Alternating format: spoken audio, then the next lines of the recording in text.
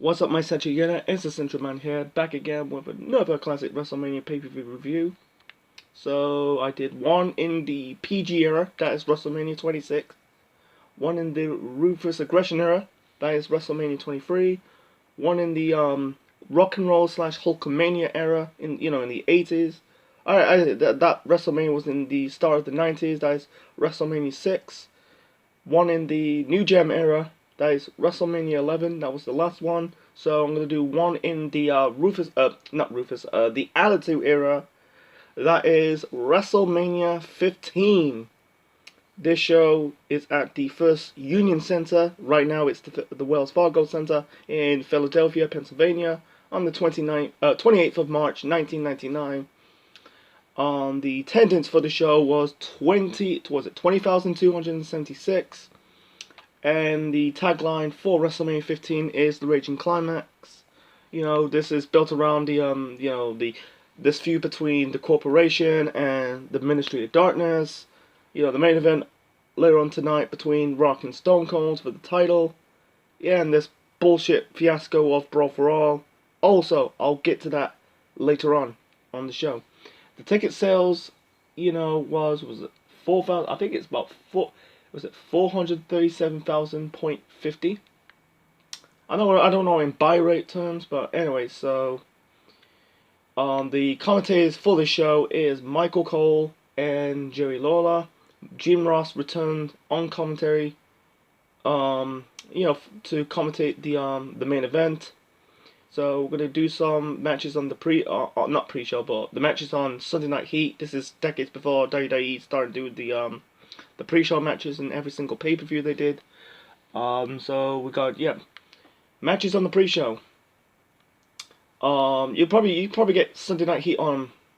You get Heat on the network anyway. So you got Jacqueline defeating Ivory with Terry Runnels in Jacqueline's corner, and then afterwards you had Jacqueline put a cigarette into Ivory's face, and then you got D'Lo Brown and Tess winning a battle royal to face the WWF Tag Team Champions. That is, I'll get to that match later on.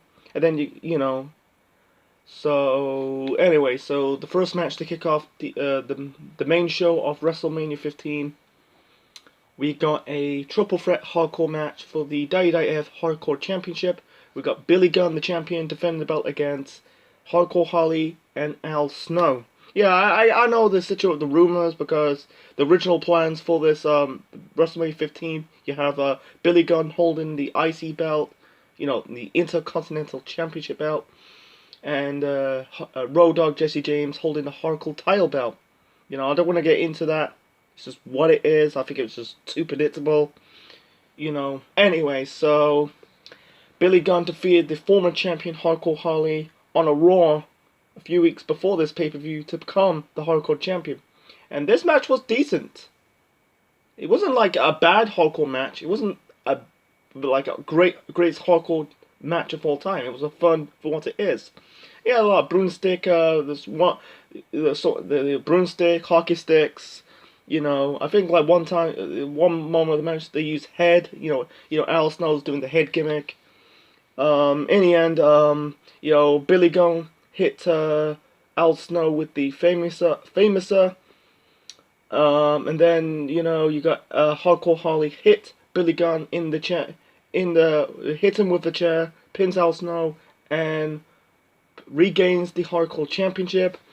And then I think he dropped it to Al Snow at the next month's pay-per-view, the first Backlash pay-per-view. So yeah, it wasn't great, but it wasn't bad. It was there are a lot of hardcore matches in the past, but it was a fun opener to kick off WrestleMania 15. Okay, and then we got the WWF Tag Team Championship match. We got Jeff Jarrett and Owen Hart, the Tag Team Champions, with Deborah as their manager, or Fale, defending the belt against D'Lo Brown and Tess with Ivory in their corner.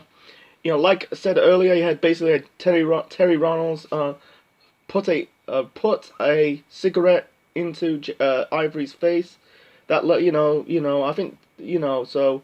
Yeah, this match was. I'm not saying it was a bad tag team match. It was nothing special. It was okay. Test didn't really do nothing. I think Test had some offense, but throughout the whole bulk of the match, D'Lo was good. Beating down both Jarrett and Owen. In the end, Jarrett and Owen got the win. It was basically like a drop kick and a bridge pin combo to win this match. And then after that, you had the arguing between was it Deborah, Terry, Jacqueline, and also both D'Lo and Tess kind of like arguing and hitting blows at each other, and that's it. And it's really sad that this is one of Owen Hart's final. I think this is Owen Hart. I might be wrong about this. This could be Owen. I think it's Owen Hart's final WrestleMania match. But I think he had a match at Backlash. At the match at Backlash, it's really sad. Like he had a match at Wrestle. Like this. I think this is his last match as Owen Hart. And then they start doing the whole Blue Blazer gimmick shit. And then and damn shame. And 2 months later, Owen Hart's no longer with us. It's just sad, but it's what it is. Anyway, and then we got, oh my god. We got a Brawl for All match. We got Bart Gunn taking on Butterbean. And you got Finny Panencia as the special guest referee. And also you got Gorilla Monsoon as the judges. And this is Gorilla Monsoon's final WWF appearance before, sadly, he passed on in October that year. Sad, but yeah. Speaking of sad, the Brawl for All, I'm sorry, this was shit. Yeah, it's created by Vince Russo. It was basically wrestlers trying to be boxers, and people don't want to see this shit. They don't want to see allegedly a fight, a real fight. They want to see pro wrestling. They want to see the scripted entertainment.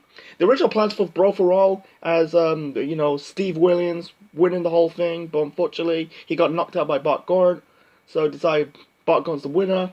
So anyway. Yeah, Butterbean. He's better known as his real name is Eric Ishk. That's his pronounced. I think he was he was a boxer. A boxer. He wanted to become a kickboxer, an MMA fighter, and I think he had 1 or 2 appearances in pro wrestling in the WWF. He appeared in DX in Your House in 1997. This match fucking sucks, man. Butterbean knocking the fuck out of Bart Gunn. Knocked out Bart Gunn in 35 seconds. Or really 25 seconds, but fucking terrible, man. And after this, you got this guy dressed like a chicken, and Finny Panencia knocked that chicken the fuck out. It was so fucking stupid. It didn't really do anything. It didn't do Bart Gunn any favors, man. I think that really killed Bart Gunn's career as a wrestler. This is Bart Gunn's final WWF appearance. He left after that. It's just a damn shame. And he went to Japan. I think he ended his career in Japan. It's just, oh my god, it didn't do, a lot of injuries, a lot of waste of money. Let's move on. Okay, and then we got Mankind versus Big Show. This is Big Show's first, I'm guessing this is Big Show's first pay-per-view match, because he debuted at the previous month's pay-per-view, St. Valentine's Day Massacre, in the I think it was the main event, not main event, I think it was the, that match between Stone Cold and Vince McMahon in the steel cage match. Everyone knows he's as the Giant in WCW. Fast forward to this match. I think in his early run in WWF, they just call him the Big Show Paul White. They use his real name, Paul White. That's his real name. So it's Big Show Paul White, and then later on he became just the Big Show. Anyway, this match sucks, man. It's just I think Big Show cost Mankind the WWF title. That set up this match, and the winner became the special guest referee in the main event match between Rock and Austin.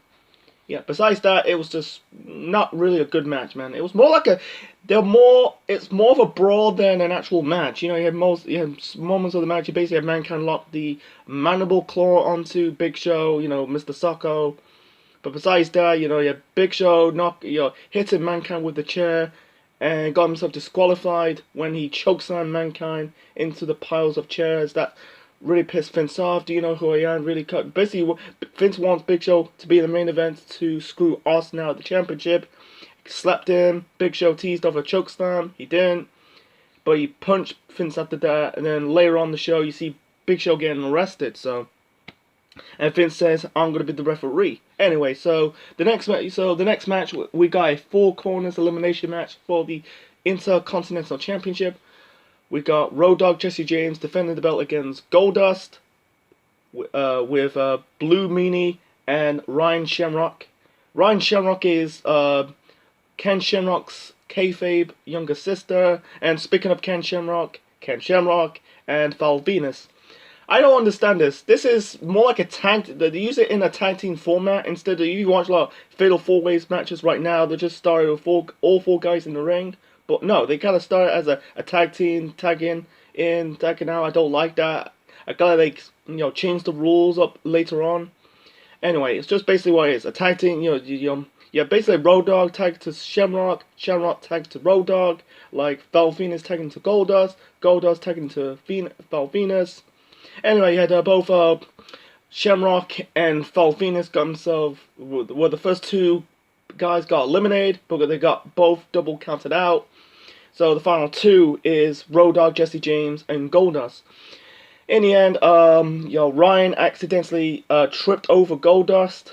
She was a bit of a dumbass, and it led I think and he had Road Dogg pin Goldust. I think it was a cover up to win this match and retain the Intercontinental Championship. It was an okay for match, but the problem is, it's just this tag team shit.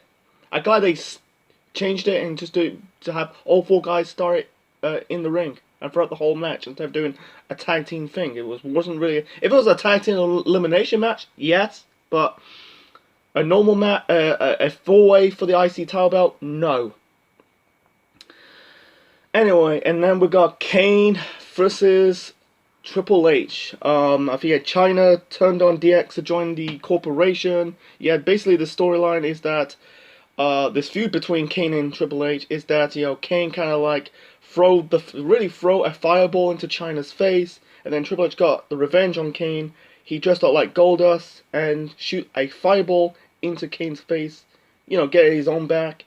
And this match sucked. And then during this I think during this WrestleMania, you see the Mean Street Posse, Rodney, Pete Gas, up in, near the front row. Anyway, it was boring, a bit slow. It's more of a brawl than an actual match. You had China, aiding, trying to aid Kane, but unfortunately turned on Kane in the process. Basically, like China's return to DX. I think Triple H hit the pedigree, and that's it. The fans got happy, but it's just a swerve. I think Kane and Triple H, they didn't really have any good matches in WWE. They're just like not good matches, but like just don't have any good chemistry anyway. Okay, and then we got the WWF Women's Championship match. We got Sable versus Tori, not Tori as Tori Wilson, a different Tori. This was old Tori. She was better known as Terry Potch. That's her real name. She debuted in the company in 1998. She was kind of like playing this role as Sable's obsessed fan. Anyway, so yeah, not a good match. Sable is not a good wrestler. She never has been good in the ring. Afterwards, you had really during this match, you had a debut of Nicole Bass. Basically, Nicole Bass is basically like Sable's bodyguard. She kind of like picked Tori up, did a gorilla press her. Sable hit the Sable Bomb on Tori to win this match and retain the Women's Championship. Anyway, and then we got the European title match. Shane McMahon taking on X-Pac. And this was a fun match. This was good. This is better than the last 3 matches. There are a lot of too much interference, like by test. But yeah, X-Pac being I think it was 2 or 3 members beat down 3 members of the Mean Street Posse. And then you got Triple H and China they thought they're gonna help X-Pac win the championship, but instead swerved. They swerved X-Pac. Hits it, basically like Triple H pedigreed X-Pac. Shane McMahon got the win to retain the European title, and then you got the heels beating down beat down X Pac even more.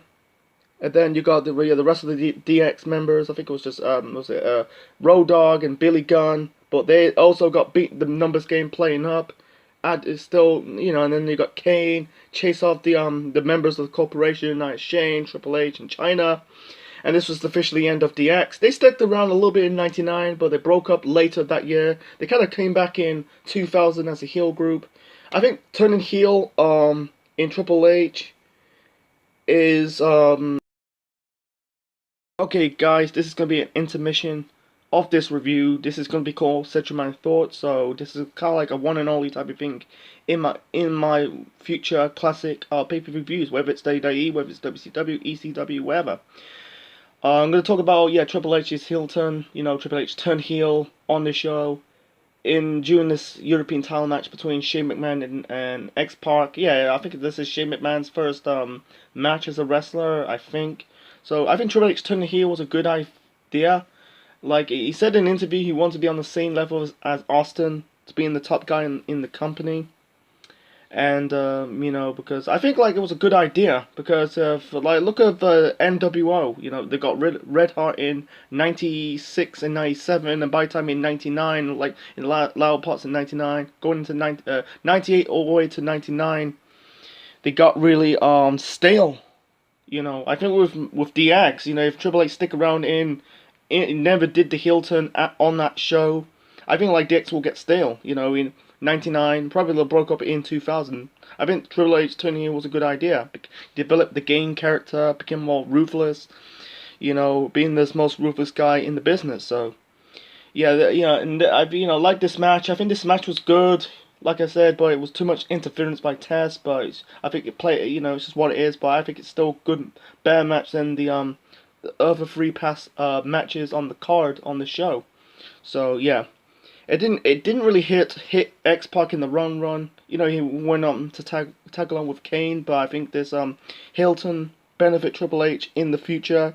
China. That's I'm not gonna get into the China situation, but she didn't. It didn't hurt China in the long run. She left the company in '01, but Triple H turning heel was good for him. He became this connected blue blood person to the most be more ruthless. And became a multiple time world champion not just in the Attitude Era, but in the Ruthless Aggression Era as well. With Evolution years later. So that's my thoughts on it, on Triple H heel turn at WrestleMania 15. It was a good thing, for his career. Benefits. It's not hurting both Triple H, China, or even X-Pac in the long run. So okay, moving on to this semi-main event. We got The Undertaker versus Big Boss Man in the Hell in the Cell match. This rivalry took place. Really, this is during this feud between the Corporation and the Ministry of Darkness. Basically, Undertaker's stalking and tormenting Vince. Set fire to the teddy bear with the fucking Undertaker symbol into Vince's lawn near his house. Crucifixions. This is during the whole higher power storyline. That was shit. That's another topic for another time. So, yeah. This match between Undertaker and Big Boss Man was shit. What a shit match, man. 9 minutes long, boring as fuck. The Undertaker got busted open after, I think, Boss Man hit him with the nightstick.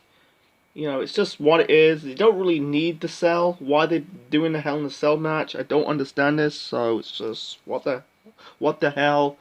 In the end, Undertaker hit Big Boss Man with the Tombstone Power Driver. After that, this stuff is so anticlimactic, going too far. You basically had the Brood, Gangrel, Edge, Christian, basically put the rope underneath the cell, and basically they hanged the Big Boss Man. That is so it's going too far. Where are the police? It's okay to really hurt that person, but go in the ring, but go around go around killing people on live TV. That is so going too far. This is Undertaker's worst version of the Dead Man. The Ministry of Darkness Taker. That was it's doing around crucifixions and trying to cut people up in the morgue, hanging people. It's just like, I glad he went on to become the Dead Man after that. Oh yeah, but one segment I forgot to talk about is the Pete Rose thing. This was before the match between Kane and Triple H. You had basically Pete Rose dressed up like a chicken, and Kane tombstone Pete Rose. This is during, in those past 3 WrestleManias. At WrestleMania 14 in Kane's WrestleMania debut, he tombstone Pete Rose. Did it again in this WrestleMania. I think he did it at WrestleMania the following year in 2000, WrestleMania 16. So this storyline went nowhere. Just really put Pete Rose in the Hall of Fame years later. Okay, moving on to the main event.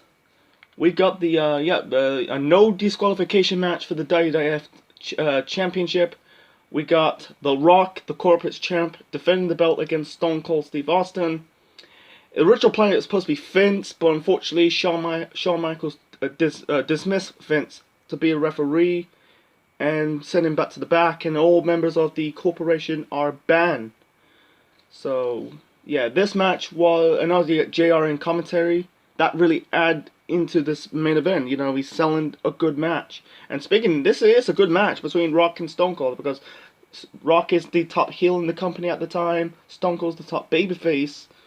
They had matches before that match at DX in Your House in 97. Anyway, this is their first match as main event stars. So it was back and forth between these between Rock and Stone Cold. I think Rock kind of rock bottom Stone Cold into the announce table. One of the announce table. Yeah, like a lot of bump. It was overbooking a little bit, but it was still good. I think Rock got pissed off against Tim White, and Rock bottoms Tim White in the process. Vince did interfere, trying to distract Austin. It was multiple kick outs between Rock and Stone Cold. I think one kicked out of the Stone Cold Stunner, one kicked out of I think it was the Rock Bottom. And in the end, you basically had Rock, Rock was about to do the corporate's elbow. That is before the people's elbow, because he's corporate now. He's turning his back on the people. He was about to do it, but Austin, I think he stopped it, moved out of the way, caught Rock, hit him with the Stone Cold Stunner. I think Rock was going for another Rock Bottom again, and then Austin hit the Stone Cold Stunner to win this match and regain the WWF Championship. Really broke the monopoly, because during the beginning parts of 1999, I feel like every single pay-per-view, there's a new champion. They hot potato the belt between Rock and Mankind. He had matches at the match on Raw that finally beat Nitro in the ratings, won this ratings war, and the Royal Rumble, Halftime Heat in the empty arenas match, Last Man Standing. I think Austin broke the monopoly, really, and Austin held the belt until I think it was the summer, or late spring, early summer, to the Undertaker. Set up the end of the era match at Fully Loaded. They had the one more match at back, and after that, Vince was selling it like this is his final appearance in the company. That was all bullshit. And he was trying. I think Austin attacked Vince after that, celebrate, and also Jim Ross was selling it. It's like Austin wins. JR just basically sold this match. They went on to have sequels after that. Like at WrestleMania 17. 2 years later, that led up to Austin turn heel, sold his soul to the devil. And then in WrestleMania 19, in the Ruthless Aggression era, Austin's final match in the company before, retirement. So led up to sequels matches at WrestleMania between Stone Cold and The Rock. So they had the match at Backlash, and it led on to and also you had the corporation and the Ministry of Darkness kind of formed together. I think they formed together to form the corporate ministry. They had still the bullshit things with Undertaker shtick like that, crucifying people, introducing the Stephanie McMahon's into the storyline, and and into WWE programming on a regular basis throughout the whole era, known as the Attitude Era. So WrestleMania, this, I'll give it match of the night, man. Really good. It was a bit boring sometime, but they kind of picked up a bit. Rock trying to like work on the knee of Austin because Rock is not really a submission wrestler. He's never had. Yeah, the whole thing with the stuff with Mankind with locking him in the sharpshooter at Survivor Series in '98. That was just like doing a parody of the Montreal Screwjob. Basically market really milking that Screwjob thing. Anyway, I'm moving on. So yeah, this was yeah. So my final grade for this WrestleMania 15, not final grade, but my final rating for WrestleMania 15, I'm gonna give it a 5 out of 10. I don't say, yeah, this is basically a one match show. That is the main event between Rock and Stone Cold, but it wasn't like one match and all of a sudden this match is all the show is shit. No, you had some good. You had the opening match between Billy Gunn, Hardcore Holly, and Al Snow for the Hardcore Championship was that was fun, and Shane versus X-Pac for the European title, that was good. It didn't really hurt X-Pac, and it was too much interference by Test, but led to the developing character development of Triple H. Turned heel to be part of the corporation, but. And besides that, nothing special matches like Jarrett, the tag team title match between Jarrett and Owen taking on D'Lo and Taz didn't do nothing. It was not a bad match, wasn't great, but it was okay, nothing special because lack of a build because D'Lo and Taz won a battle royal to become number one contenders. And Kane and Triple H was not really a good match. It was just basically just what it is, a tease of a Chinatown babyface, but they went back to the corporate. They turned heel again the later on that night. Besides that, there was a lot of shit. Like Sable Torrie was shit. Sable's not really a good wrestler. The women wrestling was not quite there yet. You had Undertaker versus Big Boss Man, shit, one of the worst Hell in a Cell matches, one of the top 5 worst Hell in a Cell matches in its history, led it to hanging the Big Boss Man up. That was shit. And also, and speaking of the shits, we got the Brawl for All match between Bart Gordon and Butterbean. That really ended the career of Bart Gordon. Like I said, the Lawrence Taylor match at Bam Bam Bigelow on my WrestleMania 11 review, it didn't do nothing. Yeah, that Brawl for All didn't do nothing. It led to injuries and basically ending careers of wrestlers now. And it's just and then finally the 4-way match for the IC title belt. It was an okay of a match, but the problem is it's just this is like a two. It's just a tag team. It felt like if it was a tag team elimination match, yeah, but doing it for the mid card title, no. I'm glad they changed the format of this fatal 4-way match or whatever you call it, and just in the later on in the years to just do like 4 guys start in the ring instead of like they just start as just a tag team match. It's just confusing the fans, the audience at the time. So yeah, 5 out of 10. So yeah, match of night is Rock and Stone Cold. So hope you like it, guys. Leave your thoughts in the comment section below. Smash the like button and subscribe to the Central Man Network on YouTube. Since WrestleMania is long and gone, I'm gonna do the one pay-per-view I'm gonna do after WrestleMania. This is gonna be in the PG era. It will be the first pay-per-view after WrestleMania 25. That will be Backlash 2009. So this is the Central Man officially signing out. Check you later.